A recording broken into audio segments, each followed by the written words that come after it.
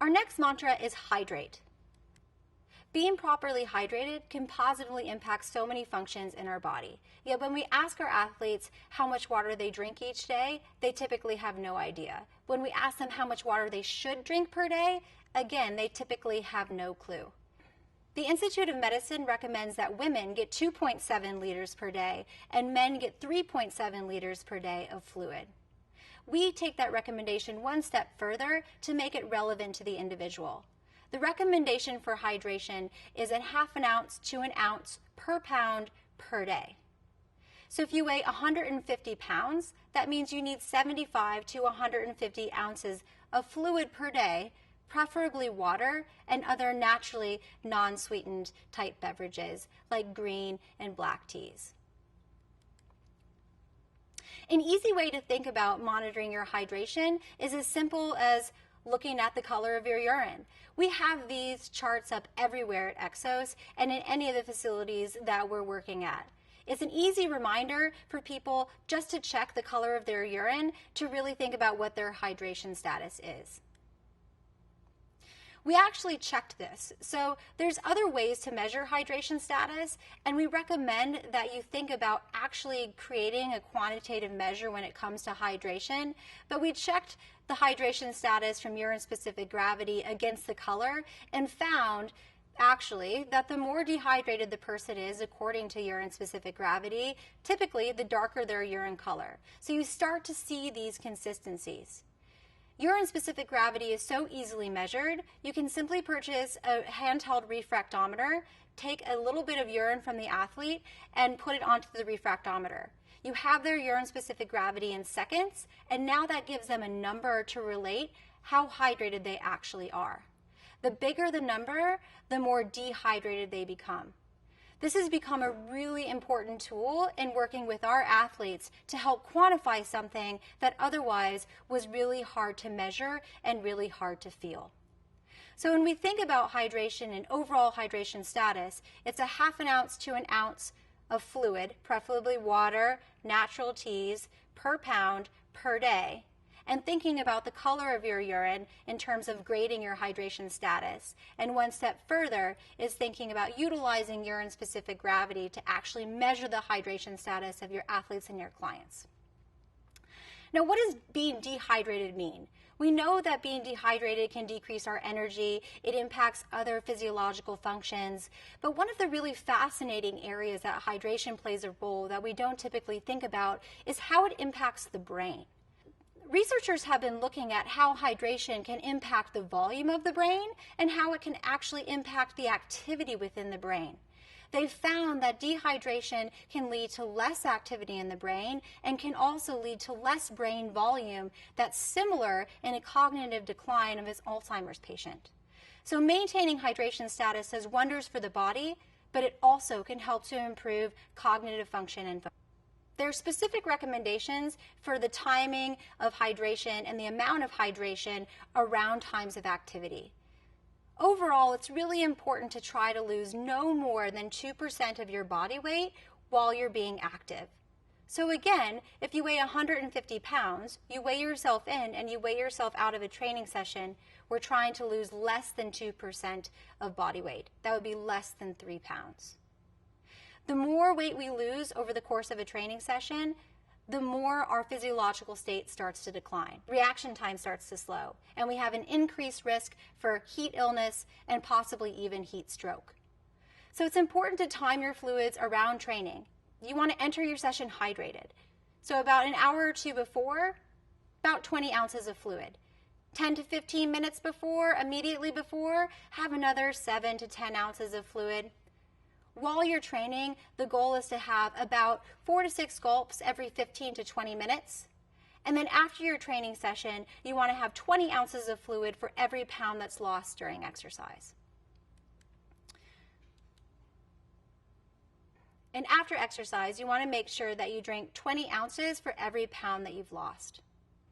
Another item that comes up when talking about hydration around times of activity is how much, but then also what should I be drinking?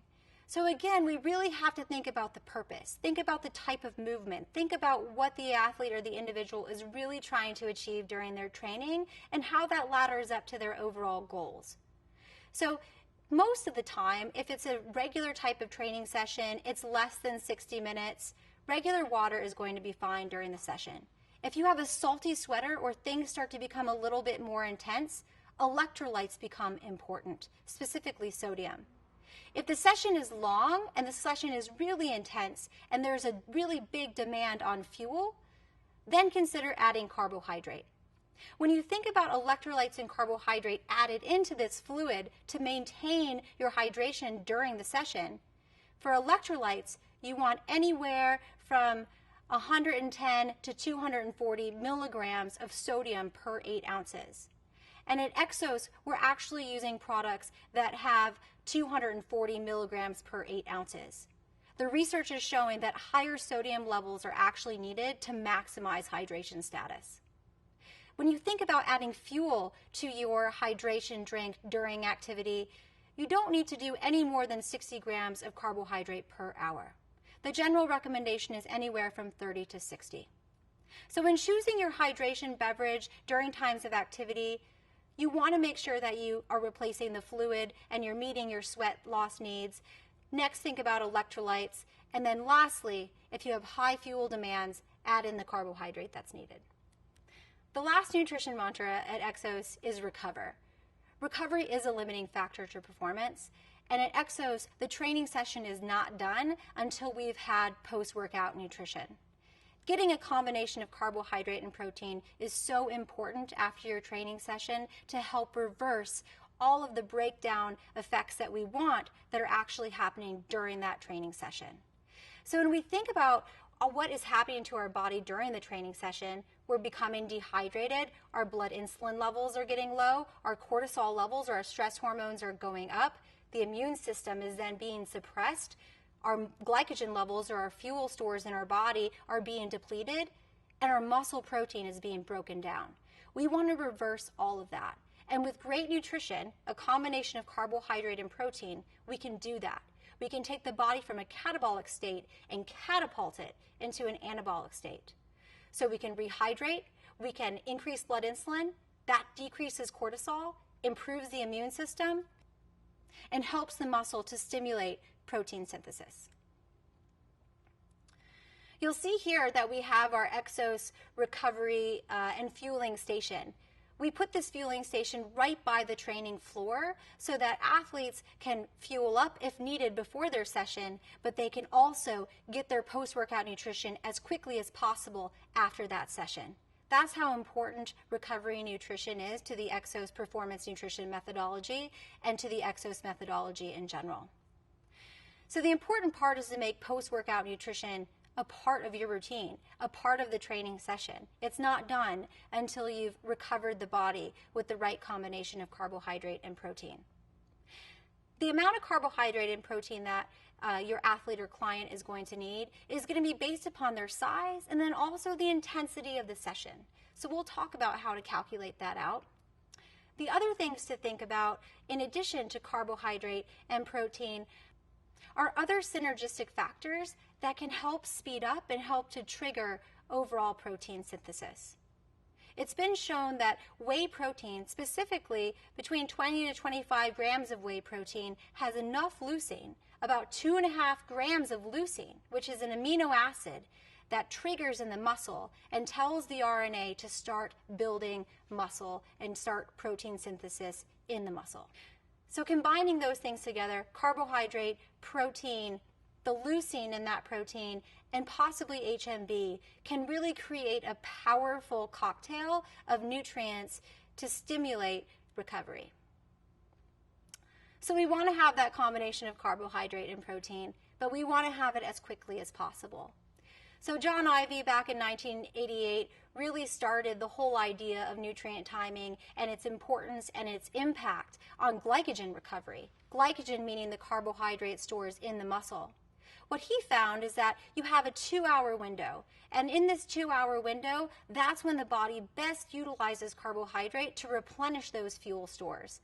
We've evolved a lot since 1988 in that original work, but the focus still is on trying to get that combination of carbohydrate and protein as quickly as possible after training.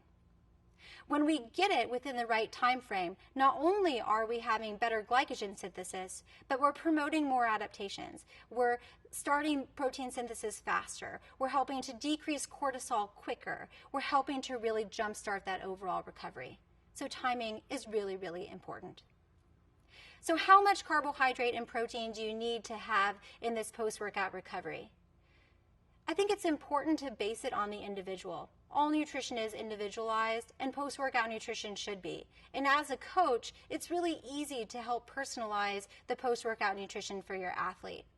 So at Exos, we utilize lean body mass as our factor for post-workout recovery. When it comes to protein, what we'll do is take lean body mass, put that into kilograms. So we take lean body mass, divide that by 2.2, and multiply by 0.3 to 0.4. That's the range of protein that your athlete needs post-workout.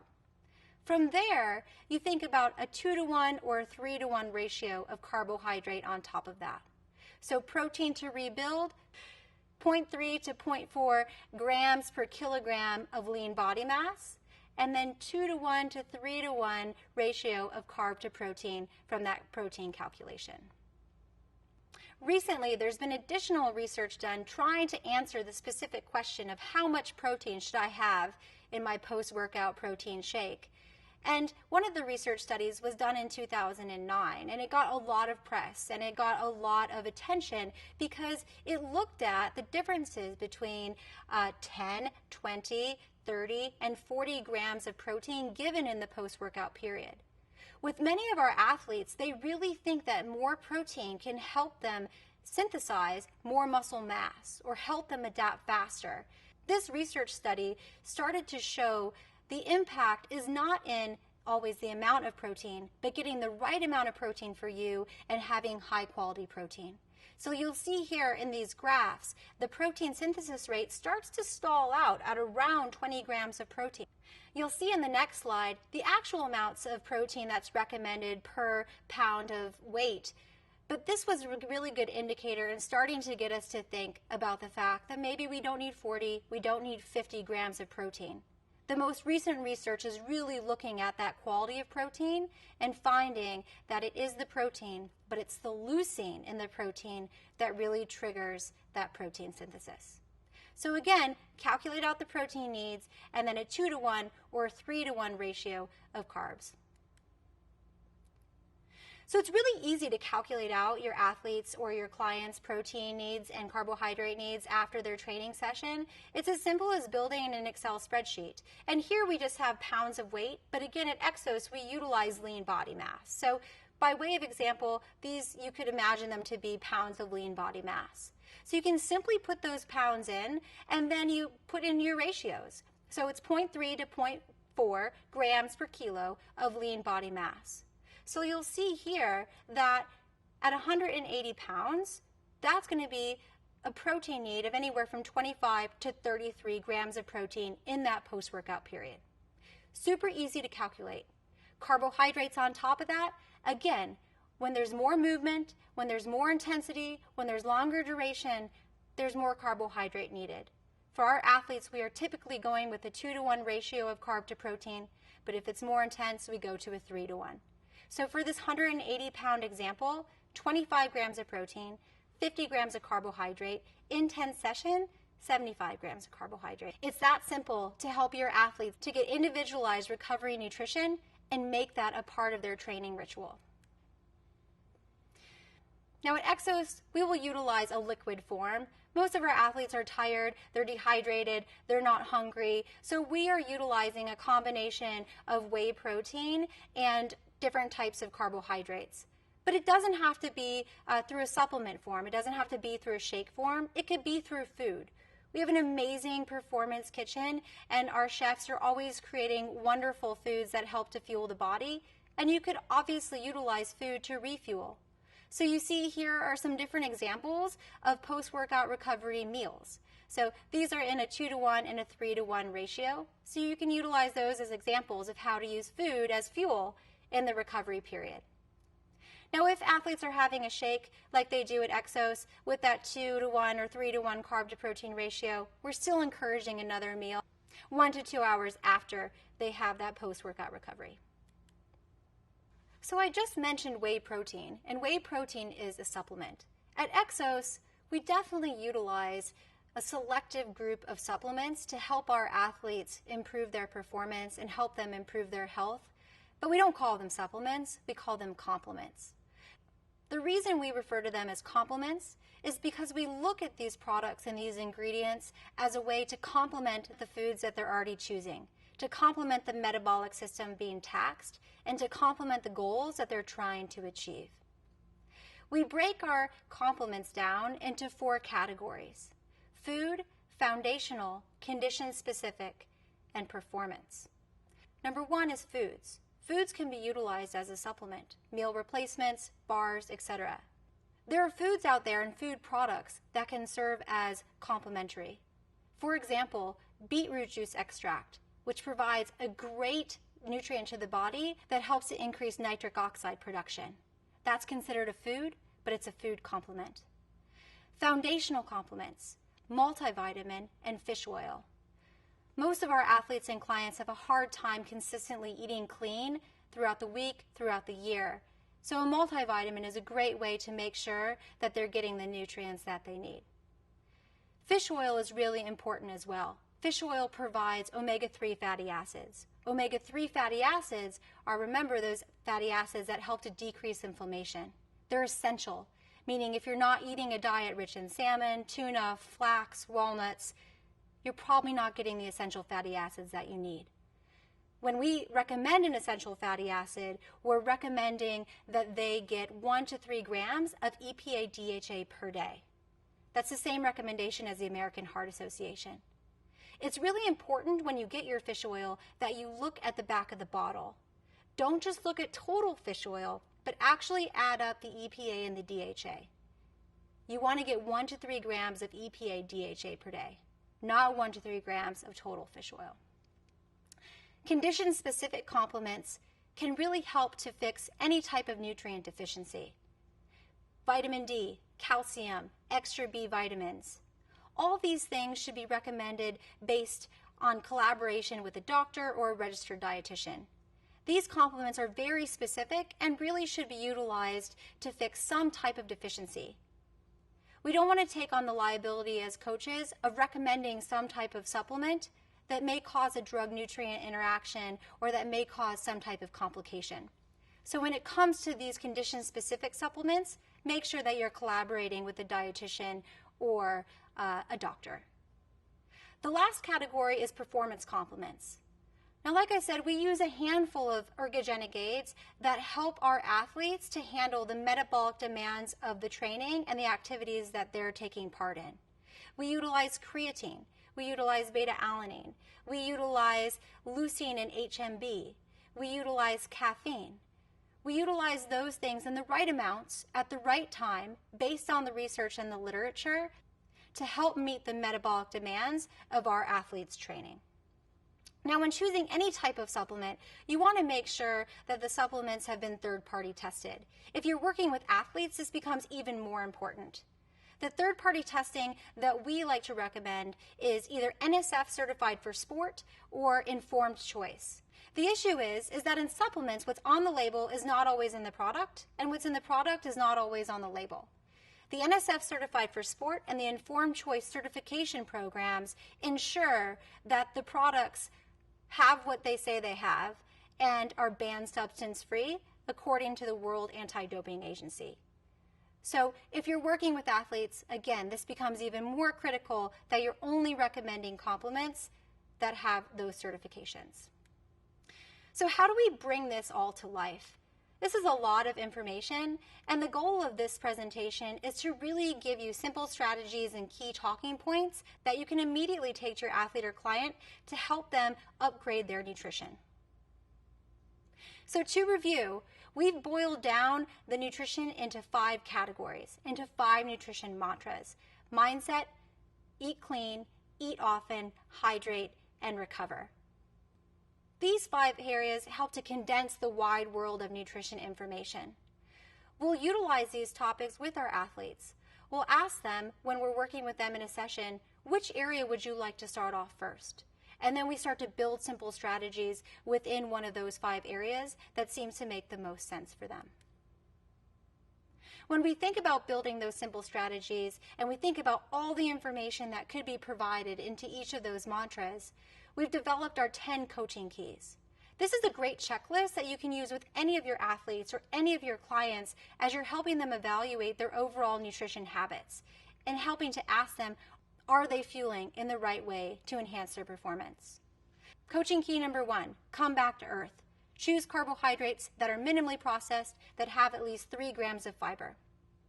Coaching key number 2, eat a rainbow often. Lots of color on the plate. Remember, the more colors, the more physiological functions you're helping to augment. The less legs, the better. Making sure that you're choosing lean proteins and that you're incorporating those lean proteins evenly spread throughout the day. Eat fats that give back. This means choosing fats that actually provide nutrients to the body that help decrease inflammation and improve performance. Coaching key number 5, breakfast every day. Making sure that you're getting a combination of carbohydrate, protein, fruits and vegetables, healthy fats within 60 minutes of waking up. 3 for 3, ensuring that you're getting the nutrients that you need every 3 hours. Coaching key number 7, stay hydrated.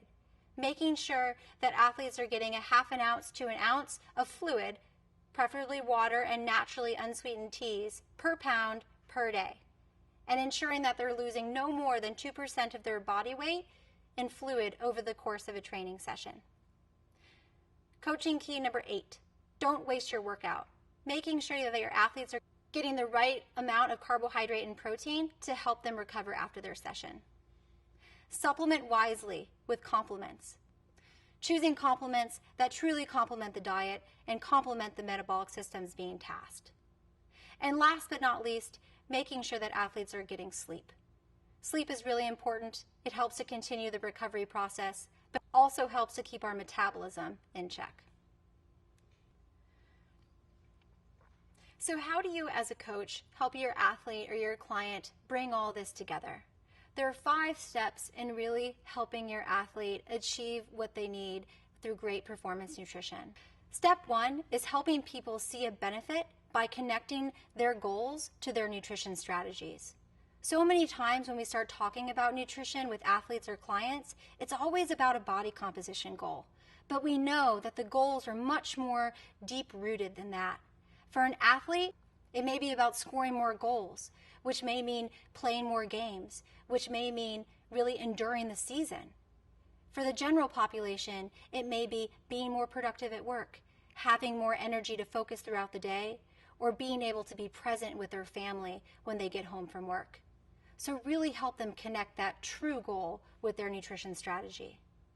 Step number 2 is provide better nutrition education.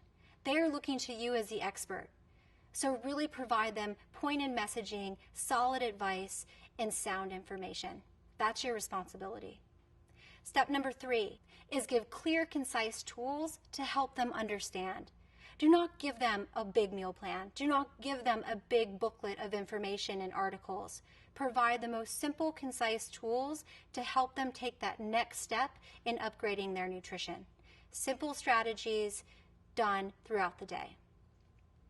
Step 4, help people configure individual solutions. Everyone is an individual. There are systems and there are methods and there are formulas that help us to mass personalize, but make sure that those recommendations are personalized to the individual or the athlete that you're working with. And last but not least, as a coach, you're coaching people on the floor. You're coaching people in recovery. You have to take the same approach from a nutritional standpoint. To crack the nut of behavior change from a nutritional upgrade perspective, it's about taking the brain and the body. It's about pulling in data. It's about creating that support system and really helping to create transformative change. So coach them through their nutritional upgrades just as you would coach them through any type of movement session. So to wrap things up, we have an amazing opportunity to change the perspective that the athletes and individuals that we work with have about nutrition. It's no longer change the way you eat or decrease the amount you eat to improve your body composition. It's about what can I add in? What foods can I put on my plate that are going to help my body fuel, build, protect, and prevent? We have the opportunity to change the paradigm from healthy eating to performance fueling and help our athletes and clients achieve the goals that are most important to them.